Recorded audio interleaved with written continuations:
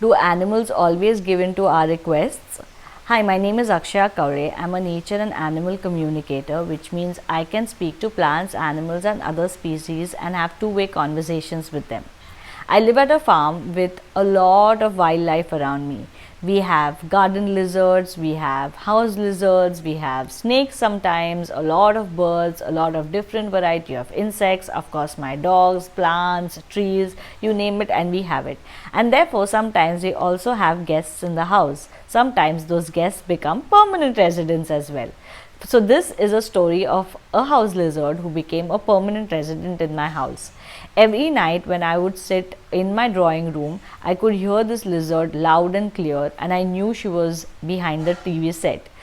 Fortunately, I'm not really scared of lizards, so it didn't freak me out, and I engaged in a conversation with her. I asked her how she is doing and if she would require any help to leave the house. And she replied back, "Why should I leave the house? This is my resident. I'm a resident lizard here. I'm not going to leave the house at all." I respected her decision and I said, "Well, then, if this is your residence, you are welcome to stay. The only request I had to her is that whenever I go to switch on or switch off the switch of the television, kindly don't pop up and freak me out.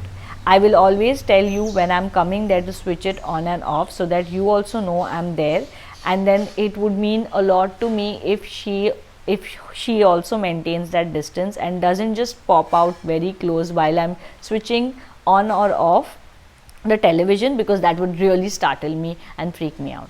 And we literally struck a deal on that, and it's been a couple of months, not 4 months, but a couple of months that she's here, I'm here. Every time I go to switch on or switch off the television, I tell her. She never comes out until one fine day, suddenly when I was just sitting in the night, I heard her calling me out, and I saw that she had finally come out and she showed herself to me, and she said, "Hey, I just came to say hello because we've been talking but you have not seen me, so this is me." And I said hello.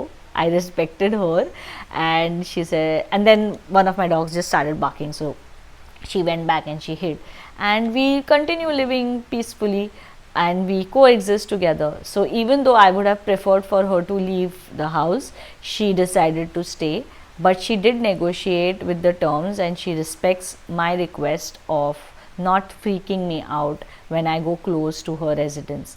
So while animal communication will definitely not help you solve everything, because animals have their own free will and they will definitely work on their free will, we can't force them, they are more than happy to negotiate. So if we can negotiate with them and reach a middle ground, I'm sure we all can find resolutions to peacefully coexist with each other.